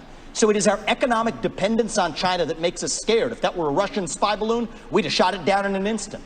If that were a Russian spy base in Cuba, we'd be actually going hard on them instead of turning the other way as we are with China. So it comes back down to that As opposed to economic going limp on dependence. them? We cannot depend on them for our pharmaceuticals, our semiconductors, and people have been lied to for a long time. Our own military, the F-35 jets that we make in this country, depend on China, and it's going to take an outsider to fix that broken establishment. Thank you, Mr. Ramaswamy. Ambassador Haley, would you like to respond? I mean, when it comes to China and Taiwan, the one way that we keep China from going into Taiwan is, one, make sure that we win in Ukraine, that we protect our friends, but also let China know that they'll be held to pay if they go into Taiwan. They need to know that there is going to be a force that's going to go against them. And they need to know it's not just going to be the United States. That is why we need to build our partnerships with India, with South Korea, with Japan, with the Philippines, with Australia. We need to start pulling that alliance together. And the first way we do that is we need to make sure that on day one, we look at the fact, if China pulled the rug out from under us tomorrow, would we be ready? Think about what happened during COVID. Everybody told you to wear a mask. They were made in China. Everybody told you to take a COVID test. They were made in China. Everybody went and, I mean, everything that happened, if you go to the drugstore, all those medicines are made in China. We have to make sure that we are not relying on China for anything related to our national security, which means let's start focusing on doing deals with our friends now. Thank you, Ambassador. Governor Christie, I'd like you to weigh in on that. And do you think arming every family in Taiwan with an AR-15 is a plausible policy? You know, I don't think we have constitutional authority over Taiwan to give them a Second Amendment. I think they can only do that for themselves. But look, I want to be really clear. Once again, I want to play the role of actually answering your question, which is if China went after Taiwan, you're absolutely right. I would, as president, have us go militarily and defend them. Secondly, I'm not afraid, based upon those economic relationships, to do that, because these economic relationships mean nothing. Nothing. If what's going to happen is that China is going to come and act in that region of the world however they see fit. It's not right. And I'll say this about what I heard from Nikki earlier. She said that Donald Trump was good on trade. He wasn't. He wasn't. And the proof that he wasn't good on trade with China is that all he did was impose tariffs, which raised the prices for every American. You want to know what has contributed to inflation in this country? Yes, it's more government spending. Yes, it's the fact that we're printing too much money. Absolutely. But it is also the increase in prices that were driven by Donald Trump's tariffs. And one last thing. You can't say he was good on trade because he didn't change one Chinese policy in the process. He failed on it. Thank you, Governor Christie. Governor DeSantis, switching subjects here. For 15 years, Republicans have been burned by politicians' promises to repeal Obamacare. Trump repeatedly promised to replace it with, quote, something terrific, but failed to propose anything. You're now promising something better, but Florida has more uninsured people than almost any other state. Why should Americans trust you more than any other Republicans who've disappointed them on this issue? Well, I think we have millions of Americans who do not have access to affordable health care. And it's not just getting some type of card and Medicaid, because a lot of times they don't even get access to doctors. Do you actually get access to care? The other thing is we have millions and millions of people who don't have access to good doctors and good hospitals. Florida did not expand Obamacare. I think the states that did that, I think are struggling financially. So that, yes, we declined to do that. And I don't think that was the right policy to do. But we are going to go after the cost. You're paying too much for everything. We've actually addressed this in Florida in some ways, but you need price transparency. You need to hold the pharmaceuticals accountable. You need to hold big insurance and big government accountable. And we're going to get that done. I think it's very, very important economically. I think it's very, very important for the country that we get that done. Go ahead. Yeah, so I actually wanted to, this is a very personal issue to our family. I wanted to take actually a minute to recognize my wife who's here today. Badass surgeon. She did a bunch of cases with cancer survivors earlier today, flew here to be tonight. We'll be back at 7 a.m. in Columbus, Ohio tomorrow, taking care of those patients in the OR. And on the front lines of people who have actually not swallowed for years. And here's what's something that's awful that's happening in our healthcare system. They'll pay for anything like feeding tubes, doctors to be pill pushers, But for the procedures that can actually make these patients better, we have a broken healthcare system that doesn't pay for it. My wife, Apoorva, in many cases, does not get paid for those procedures. She does them anyway because it's the right thing to do. But that does not work system-wide. So here's the answer. We don't have a healthcare system in this country. We have a sick care system. We need to start having diverse insurance options in a competitive marketplace that cover actual health, preventative medicine, diet, exercise, lifestyle, and otherwise. And so further privatize the pharmaceutical and healthcare industries. Yep, because that totally will fucking work. That totally fucking work, won't it? That totally will work. Ramaswampy. The program protected the drug companies from virtually all lawsuits over vaccine injuries. The government has a program to compensate for such harm, but critics say it is a black hole of bureaucracy. 12,000 claims filed, 10% decided, only 8 payouts so far, in a forum with no right to counsel, no hearings, no appeals. Mr. Trump says he's very proud of warp speed. Should he be?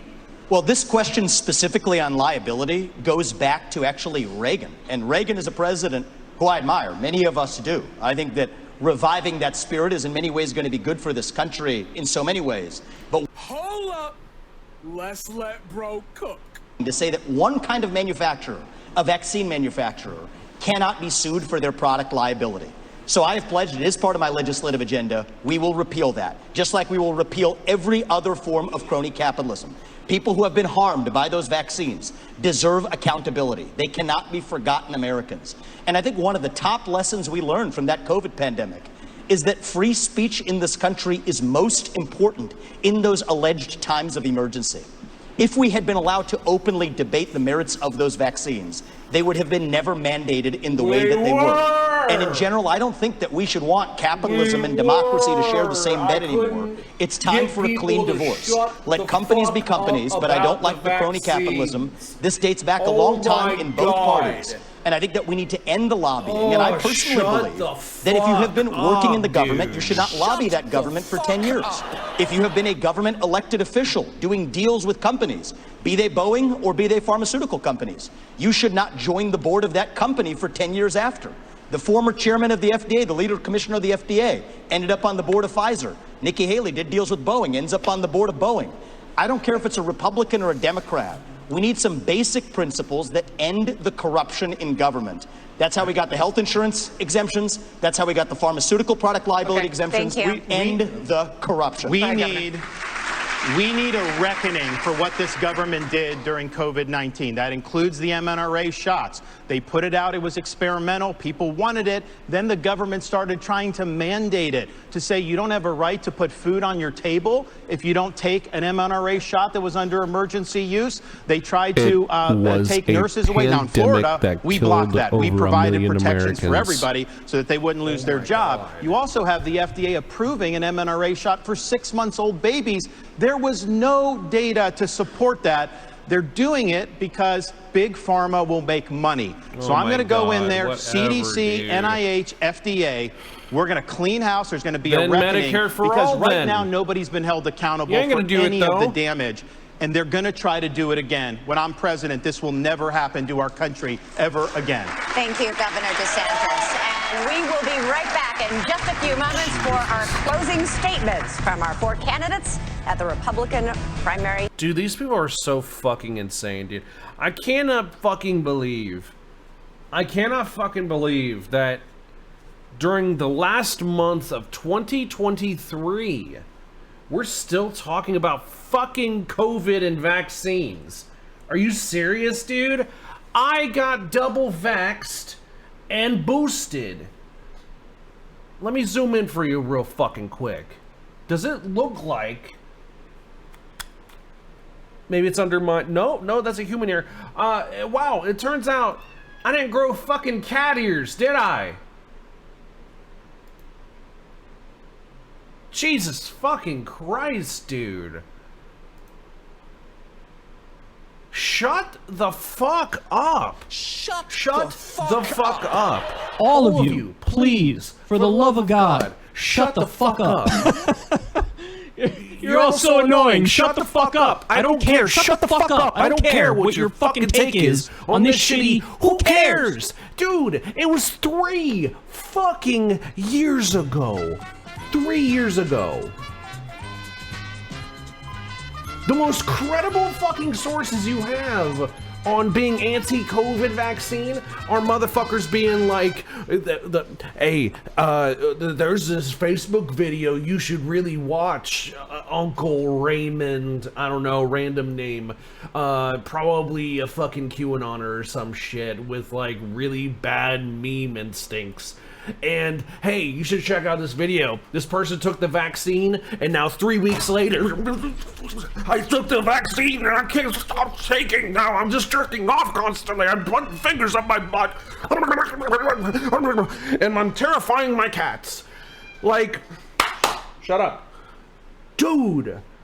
Shut the fuck up. All of you, please, for the love of God, shut the fuck up. Oh my God, nobody cares. Nobody gives a fuck. Nobody cares. Nobody gives a shit. Nobody cares. Nobody cares what you fucking think about fucking COVID. Nobody cares, 'cause you're wrong. Could there have been things that went wrong for some people? Probably, dude. But it's the same numbers as things that go wrong or detransition, let alone for trans people. But you want to focus on trans issues and completely outlaw the whole thing for every fucking body and be like, yeah, fuck them kids. Let them commit suicide. Who cares? But the same rate when it comes down to a fucking COVID vaccine during a fucking global pandemic against a virus we didn't know dick about, and suddenly, oh man, we gotta pay attention to these, like, these numbers are more important than the majority, which is people like me, when it worked, and everything's fine, and I still fuck your mother, and she comes all over my fucking cock. All over my cock. I come in your mom so fucking often. Every single one of these motherfuckers on the panel, I fuck their moms. Did you know that? I fuck their moms. I fuck their moms. They're not good at it, but I make them come. It's whatever, dude. Your moms are mid, but my cock isn't. And that is because the vaccine didn't do shit to me. Grow the fuck up, dude. It ain't about you. Suck my fucking dick. Suck my cock. I'll see you in court. Oh. Oh my God. Jesus Christ. I don't want the stabby stab. I'm gonna make a cultural war thing about it. I want candy without working for it. I don't want good grades. I just want the cake and not do anything for it. I just want a pandemic to be fine and not have to take a medicine for it or anything like that, or have any preventative measures, or give a fuck about my neighbors or family members. What the fuck ever, dude. Suck my cock. Get you all in, so we're going to give you 45 seconds for this last one. Governor Christie, we're going to start with you. Which former president would you draw inspiration from for your own presidency, and why? I would draw inspiration from Ronald Reagan. In the last year, I've spent a lot of time writing a book about President Reagan that's going to be called What Would Reagan Do? That book's going to come out early in 2024. And what I learned more than anything else was that Ronald Reagan was a slave to the truth. Ronald Reagan stood up for the truth, whether it was popular or unpopular at the moment. In 1964, he stood up against the John Birch Society when it was very unpopular to the party to do it, but he would not put up with our party standing for lies and deceit, even if it gave him political progress. That's the kind of president that I will be, and I would draw that inspiration from the 40th president of the United States, Ronald Reagan. Ambassador Haley, Well, I have to say, too, I think George Washington, when you look at the responsibilities he had of how do you go and take on this great American experiment and make sure that the people are protected, and they always knew that government was intended to secure the rights and freedoms of the people. It was never meant to be all things to all people. And then you look at Abraham Lincoln, and you look at the challenges, that's kind of and you look at crazy the because division. I think it is supposed to be all things for all people, because I think the government should be we the people, by the people, for the people, unlike you oligarch sucking motherfuckers. Us to go forward is always something that's important, and I think we need that now more than ever. Shut the fuck up. Governor You DeSantis. dumb bitch. Reagan, Dumb bitch. Washington, Lincoln, excellent. One of the guys I'll take inspiration from is Calvin Coolidge. Now, people don't talk about him a lot. He's one of the few presidents that got almost everything right. He understood the proper role of the federal government under the Constitution. We need to restore the U.S. Constitution as the centerpiece of our national life. And that requires a president who understands the original understanding of the Constitution, who has a good sense of the Bill of Rights, and who knows how we've gone off track with this massive fourth branch of government, this administrative state. Yo, I gotta say real quick. No, not that. I gotta say real quick. If the vaccine made me into this, I don't think I'd be mad. I don't think I'd be mad. I'd be down. Give me the titties. Give me that ass. Jesus Christ, bro. Give me the cuteness. Give me that ooh. What the fuck? If the vaccine made me into that, bro, egg? No egg, but kind of, okay? Listen, I'm just saying, if I could become a Nico girl, okay? Like, I would be hot as fuck, bro. Are you kidding me? That's just an objective fact, all right? Whatever. Oh, yeah. You get to express your mind freely, no matter how heinous the opinion. Thomas Jefferson understood that. All He's right. an inspiration for me. Yeah, but the Nazis didn't exist back And then, believe so it or suck my not, dick. it's time for closing statements. Governor Christie, would you like to begin? Right. Thank no you. shit, though. I want you all to kind of picture in your minds election day. You'll all be heading to the polls to vote. And that's something that Donald Trump will not be able to do, because he will be convicted of felonies before then, and his right to vote will be taken away. You know, look, here's the bottom line. You can boo about it all you like and continue to deny reality. But if we deny reality as a party, we're going to have 4 more years of Joe Biden. When my colleagues here raised their hands and said they would support him even if he was a convicted felon, the bigger problem with it is they were confirming the lies he's told to the American people. If you're too timid to take on Trump, believe me, others will see that timidity. Xi, Putin and the Ayatollah, the border crossers on the southern border, and the criminals in our streets. They'll sense that timidity and they'll take advantage of that failure of leadership. We need to get back to an old American idea that every person is responsible for their own conduct, even a president. I'll be the kind of president who has the humility that knows that you work for the people. It's not the other way around. I will earn your trust. I want to earn your vote. Thank you, Governor Christie. Mr. Ramaswamy? I'll use this to just address a topic we didn't talk about tonight, but I think is one of the most important topics that needs to be discussed. That is this climate change agenda that is shackling this country like a set of handcuffs. I said it at the first debate, and I stand by it. The climate change agenda is a hoax because it has nothing to do with the climate. That's what we have to see. 98% reduction in the climate disaster-related deaths in the last century. 8 times as many people are going to die of cold temperatures this year than warm ones. Yet against that backdrop, there's an issue coming up in Iowa. It's core to Iowa farmers. I met Kim Junker, Kathy Stockdale, and other farmers who are about to have a carbon capture pipeline built across their land using eminent domain to do it. That's unconstitutional and it's wrong. And if you thought COVID was bad, what's coming with this climate agenda is far worse. We should not be bending the knee to this new religion. That is what it is. It is a substitute for a modern religion. We are flogging ourselves and losing our modern way of life, bowing to this new god of climate, and that will end on my watch. It's the most critical issue that's coming up. Yeah, we worship living, our children living. Sorry. Our country is in chaos. We see it on the southern border. We see it on our streets in our cities. We see it on college campuses. We feel it with our economy, with inflation and with debt. And we feel it around the world with wars in Europe and within the Middle East. We have to stop the chaos, but you can't defeat Democrat chaos with Republican chaos. And that's what Donald Trump gives us. My approach is different. No drama, no vendettas, no whining.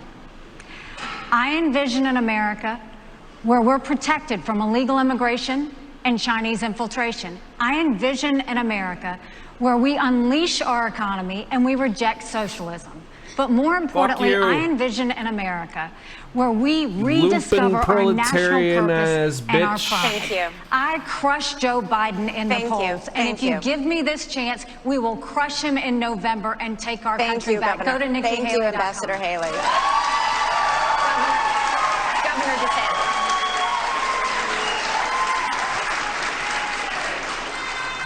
We Violent are in accounts? jeopardy of being the first Yeah. generation of Bank Americans to accounts, leave yes. to our kids and grandkids an America less prosperous and less free than the one we inherited. I refuse to sit idly by and let that happen. But we got to have people that are going to be willing to fight the people that are doing this to us. You can't be these establishment Republicans that just cave at the first sign of opposition. I'll fight for you. We also need to win again as a party. Yes, win the election, which we've struggled to do, but also win on these big issues. And nobody has defeated these people more than what I have done in the state of Florida on issue after issue. We have won, and we have won big, and that's what we'll do for you. We also need leadership. Leadership is not about doing what's easy. It's about being willing to set out that vision, knowing they're going to shoot arrows at you. They're going to come at you. I will fight the good fight. I will keep the faith, and I will finish the race. Thank you, and God bless you. Thank you, all of you. Thanks to all of you and all the banks for watching. Thank you, guys. God, that was fucking insane. That was so that was insane.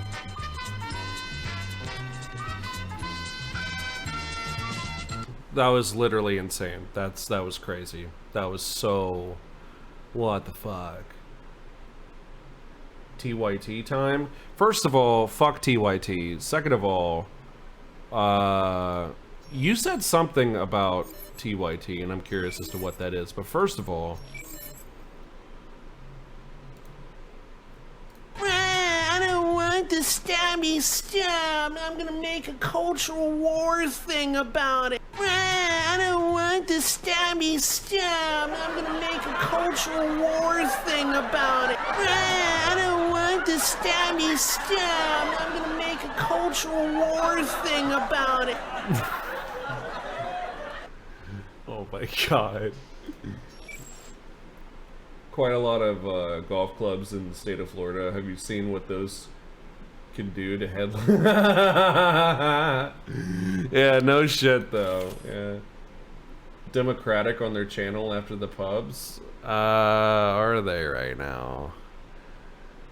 Apparently Elon Musk and the right are not happy with GTA 6. I wonder why. Maybe it's because it stars a brown woman. Okay, alright, so,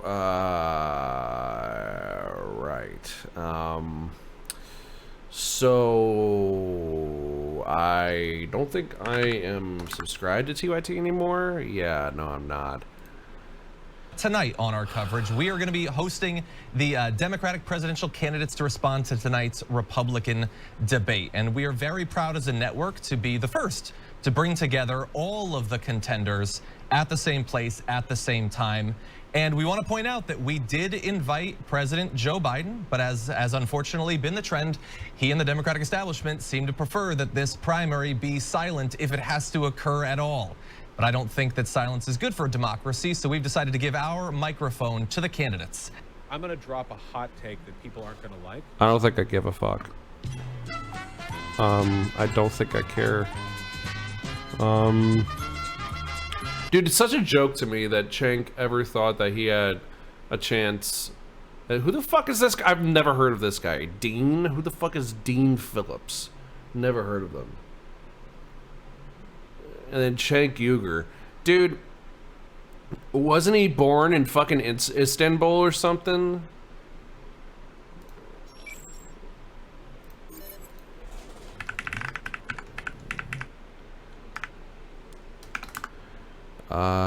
Wiki.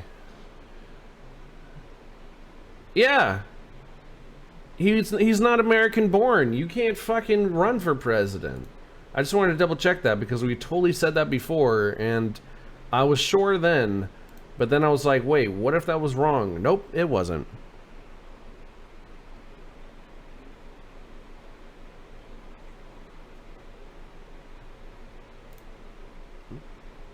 Yeah, yeah. It's a fucking joke. It's a fucking joke. It's a fucking joke. A fucking joke.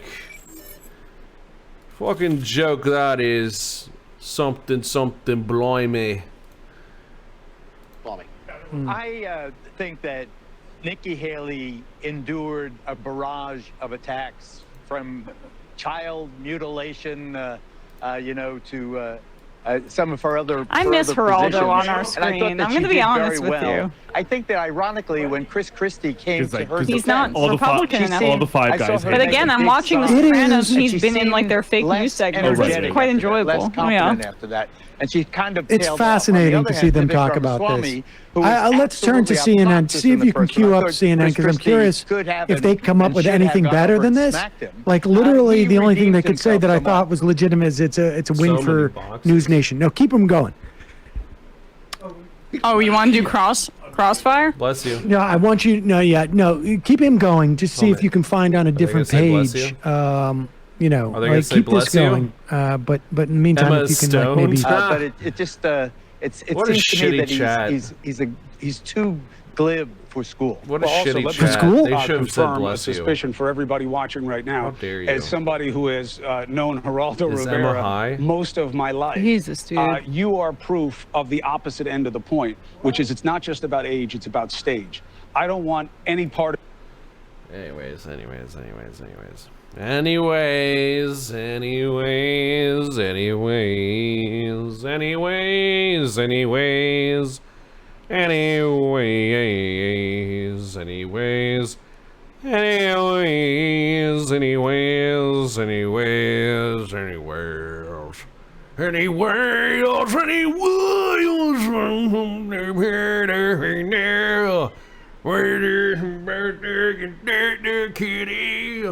Kitty, she wants some attention, a kitty. Oh my goodness, it's a kitty cat. It's a fucking kitty cat. It's a kitty, fucking kitty cat, a kitty, a fucking little kitty cat. Oh my fucking goodness, she's so goddamn precious. Look at her.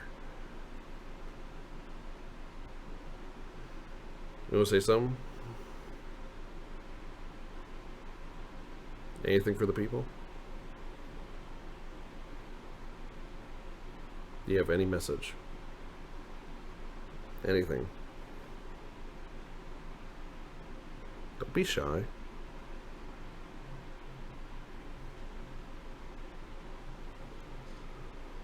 Why don't you face the camera more? What are you doing with this? What is this? What are you doing? Oh my goodness.